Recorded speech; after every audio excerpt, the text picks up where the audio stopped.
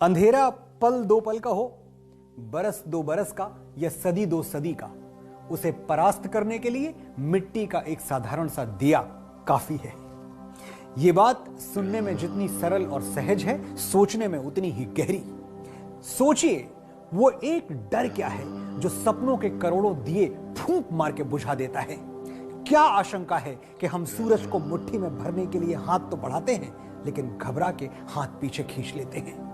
वो डर, वो आशंका ये है कि हमारे कुल, परिवार और युग में जो किसी ने नहीं किया, हम कैसे कर सकते हैं। जो आज तक नहीं हुआ, वो अब कैसे होगा और हमसे कैसे होगा। हम तो बहुत साधारण हैं, बहुत मामूली हैं। अगर ये दिया भी ऐसा ही सोच लेता तो इस वक्त मैं अंधेरे में खड़ा होता और आप सिर्फ मेरी आवाज सुन रहे होते। इस दिए ने जलने से पहले यह नहीं सोचा कि अंधेरा कितना पुराना है, कितना गहरा है। यह नहीं पूछा कि मेरा अस्तित्व तो इतना साधारण क्यों है, मैं तो मिट्टी से बना हुआ हूं। दिया जला क्योंकि दिए का धर्म है जलना। दिए ने सिर्फ अपने धर्म का पालन किया, उजाला अपने आप हो गया। आपका और मेरा धर्म क्या है? सपने देखना और उन सपनों के लिए संघर्ष करना। सपना एक ऐसी दुनिया का जहां ना कोई छोटा हो, ना कोई बड़ा हो, हर कोई कंधे से कंधा मिलाकर खड़ा हो। सपना एक ऐसे युग का जब मानवता हथेली में मुंह छुपाकर रोए नहीं और एक घर में चूल्हा जले तो दूसरे घर में कोई भूखा सोए नहीं।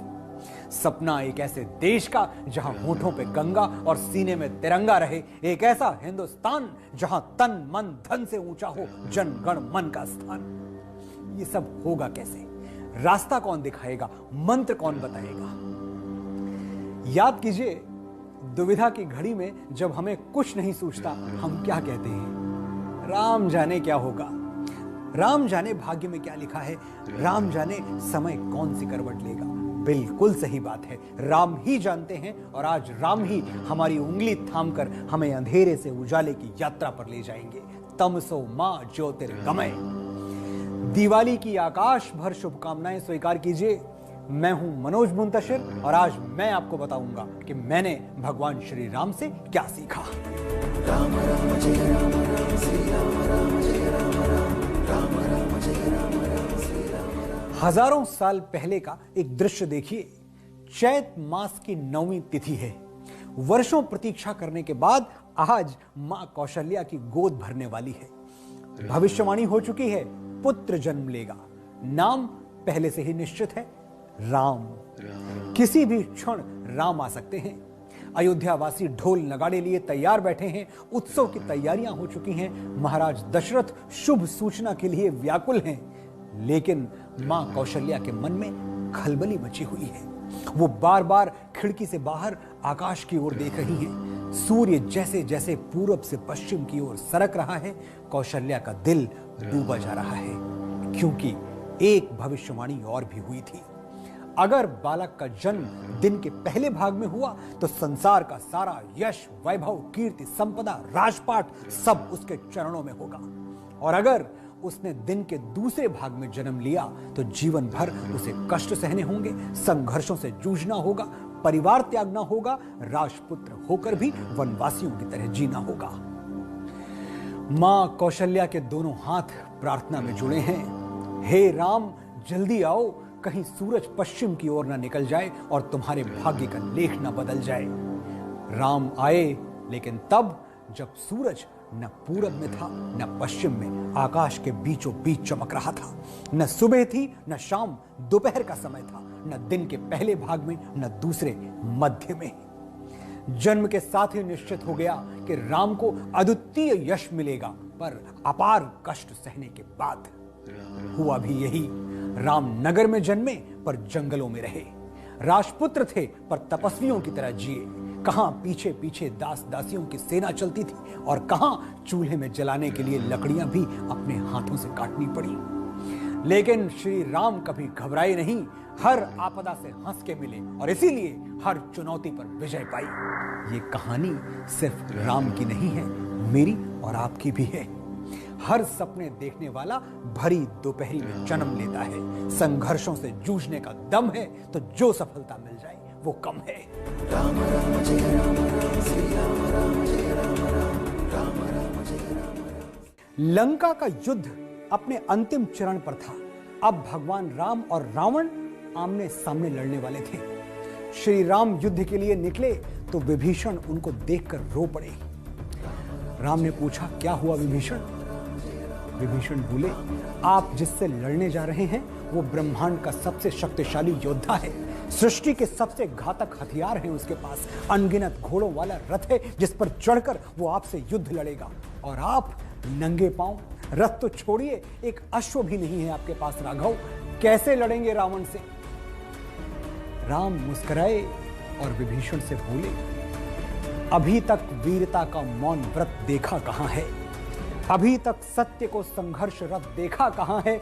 बहुत देखे हैं तुमने लकड़ी और लोहे के रथ, लेकिन विभीषण तुमने मर्यादा का रथ देखा कहां है?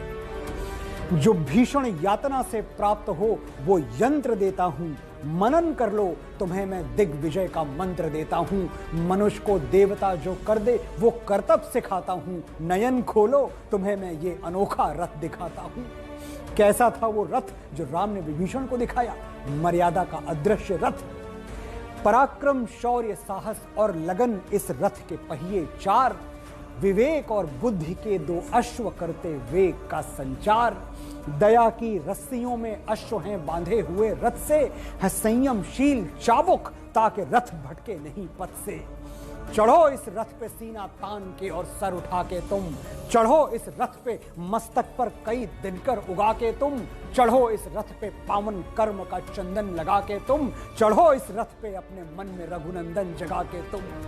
कहां दानव है फिर कोई कि भय से जो तुम्हें भर दे, कहां वो नर तुम्हारे भाग्य रेखा पर जो पग धर दे। चढ़ो इस रथ पे तुम एक बार भर हुंकार, फिर देखो कोई पैदा नहीं जग में पराजित जो तुम्हें कर दे। जो मर्यादा के रथ पर सवार होकर जीवन का युद्ध लड़ते हैं वो श्री राम की तरह विजयी होते हैं। हमारे पास कुछ और हो न हो, पराक्रम, शौर्य, साहस, लगन, विवेक, बुद्धि, दया, संयम और शील हैं तो हमें हराने वाला कोई पैदा नहीं हुआ। राम राम जय राम, राम श्री राम, राम जय राम, राम राम राम जय राम। शांति वो अमूल्य धन है जो भिक्षा पात्र में नहीं समा सकता। शांति कभी दान में नहीं मिल सकती। कहीं सुना था, दिल में न हो जुर्रत तो मोहब्बत नहीं मिलती, खैरात में इतनी बड़ी दौलत नहीं मिलती। मोहब्बत और शांति दोनों को कमाना पड़ता है, ये अटल सत्य है। मोहब्बत कमाने के लिए शायद दिल काफी है, लेकिन शांति कमाने के लिए कई बार बाहुबल की जरूरत भी पड़ती है। श्री राम से बड़ा शांतिप्रिय क्या मानव इतिहास में कोई और हुआ है? रावण वध से पहले श्री राम के जीवन की महानतम घटना क्या थी, सोचिए। शिव का धनुष पिनाका तोड़ना। वो धनुष तोड़ के श्री राम ने पूरे विश्व को संदेश दिया था कि मैं हथियार में नहीं, प्यार में विश्वास करता हूं। लेकिन अंत में हुआ क्या? श्री राम को भी हथियार उठाना पड़ा। रामेश्वरम का प्रसंग मुझे याद दिलाने की जरूरत नहीं है, आप खुद जानते हैं। लंका जाने के लिए श्री राम समुद्र से रास्ता मांगते रहे और समुद्र पूरी निर्लज्जता से राम की अनगिनत प्रार्थनाएं अनसुनी करता रहा। 3 दिवस तक पंथ मांगते रघुपति सिंधु किनारे, बैठे पढ़ते रहे छंद अनुनय के प्यारे प्यारे। उत्तर में जब एक नाद भी उठा नहीं सागर से, उठी हम पूज्य उसी का जिसमें शक्ति विजय की। विनम्रता कमजोर को शोभा नहीं देती, जिसके पास जहर न हो दुनिया उस सांप का फन कुचल के उसे मार देती है। सहनशीलता, क्षमा, दया को तभी पूछता जग है, बल का दर्प चमकता उसके पीछे जब जगमग है। बिना क्रांति के शांति संभव ही नहीं है। शांति प्रियता और कायरता में धागे भर का अंतर है, और यह अंतर वही समझ सकता है जो राम की सुने, राम से सीखे। जिंदगी सिर्फ अमल, सिर्फ अमल, सिर्फ अमल, और ये बेदर्द अमल सुलह भी है, जंग भी है। अमन की मोहिनी तस्वीर में है जितने रंग, उन्हीं रंगों में छुपा खून का एक रंग भी है। हम अहिंसा के पुजारी सही, दीवाने सही, जंग होती है फकत जंग के ऐलान के बाद। हाथ भी उनसे मिलें, दिल भी मिलें, नजरें भी, अब ये अरमान है सब फतेह के अरमान के बाद। राम राम जय राम, राम श्री राम, राम जय राम, राम राम जय राम। उस दिन दंडकारण्य में रावण साधु का भेष धर के आया और शैतानों वाला कुकृत्य कर गया। उठा ले गया मां सीता को उनकी इच्छा के विरुद्ध। सीता चीखती रही, अपने सतीत्व का वास्ता देती रही, लेकिन उस अहंकारी ने उनकी एक नहीं सुनी। बंदी बना लिया मां सीता को अशोक वाटिका में और साफ कह दिया, इस यातना भरे कारावास से छूटने का एक ही रास्ता है, मुझे पति रूप में स्वीकार करो, क्योंकि तुम्हें रावण की कैद से छुड़ाने वाला इस ब्रह्मांड में कोई है ही नहीं। सीता जानती थी कि रावण की बात पूरी तरह असत्य नहीं है। वो महाबली है, देवताओं को भी पराजित कर चुका है।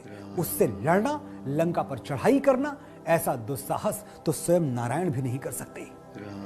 इतनी कठिन परिस्थिति सीता के सामने थी, फिर भी राम पर उनका विश्वास एक क्षण के लिए भी कमजोर नहीं पड़ा। कह दिया उन्होंने रावण से, मेरे राम आएंगे और तेरी लंका से ससम्मान मुझे लेके जाएंगे। इस विश्वास की गहराई समझिए। जब हनुमान राम की अंगूठी लेकर मां सीता की खोज खबर लेने लंका आए थे, तो उन्होंने मां से कहा था, आइए बैठिए मेरे कंधे पर, मैं आपको उड़ाकर श्री राम के पास ले जाऊंगा, मुझे कोई नहीं रोक सकता। हनुमान की बात एकदम सही थी, उन्हें कौन रोक सकता था। लेकिन जानते हैं मां सीता ने क्या उत्तर दिया था हनुमान को? रावण मुझे मेरे पति की चौखट से उठाकर लाया था, मैं उस चौखट पर वापस तभी जाऊंगी जब मेरे पति मुझे लेने आएंगे। यह था एक सुहागन का विश्वास अपने सुहाग पर। वो विरह की वेदना सहती रही और मन ही मन राम से कहती रही, राम पिया तुम्हें सिया बुलाए, बिरहा का दुख सहा न जाए। जिन रातों में चांद निहारा, उन रातों की तुम्हें कसम है, और न बहने दो ये नैना, बरसातों की तुम्हें कसम है। पूछ रही हैं बिरहन आंखें, कब तोड़ोगे मेरी सलाखें, जिनसे धनुष तोड़ा था तुमने, उन हाथों की तुम्हें कसम है। आंखें मूंदी दरस तुम्हारा, आंखें खोली तुम ही प्रकट थे, धागे भर की दूरी नहीं थी, हम दोनों तो इतने निकट थे। मेरी सूरत देखे बिना जो पल दो पल भी तुमको बीते, व्याकुल होके तुम कहते थे, सीते सीते कहाँ हो सीते। कैसे दिलासा दूं मैं मन को, कौन सी भाषा में समझाऊं, लक्ष्मण रेखा लांघ गई थी, विधि की रेखा लांघ न पाऊं। मेरे तुम्हारे बीच में रघुबर, इतने पर्वत कहां से आए। राम पिया तुम्हें सिया बुलाए, बिरहा का दुख सहा न जाए। राम जानते थे कि रावण से युद्ध सरल नहीं होगा, वो भी तब जब न उनके पास राज्य है, न सेना, न शस्त्र, न संसाधन। लेकिन राम ने किसी बात की परवाह नहीं की। एक पल के लिए भी नहीं सोचा कि रावण से लड़ने का अर्थ है मृत्यु को आमंत्रण, जिसे कोई नहीं हरा पाया, मैं कैसे हराऊंगा। वो त्रिलोक विजेता है और मैं एक साधारण सा मनुष्य।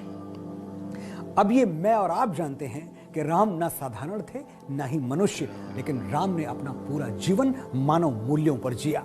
उनका देवत्व उनके आचरण में था, पराक्रम में नहीं। वो रावण से ऐसे ही लड़े जैसे कोई साधारण मनुष्य अपनी प्राण प्रिया पत्नी का हरण करने वाले दुराचारी से लड़ता। क्या क्या कष्ट सहे, कैसे कैसे दिन देखे, लेकिन राम ने सीता का विश्वास नहीं टूटने दिया। मार दिया रावण को, जीत ली लंका और ले आए अपनी सुहागन को अपनी चौखट पे, उसी आदर के साथ जो मां सीता का अधिकार था। राम राम जय राम राम श्री राम राम जय राम राम राम राम जय।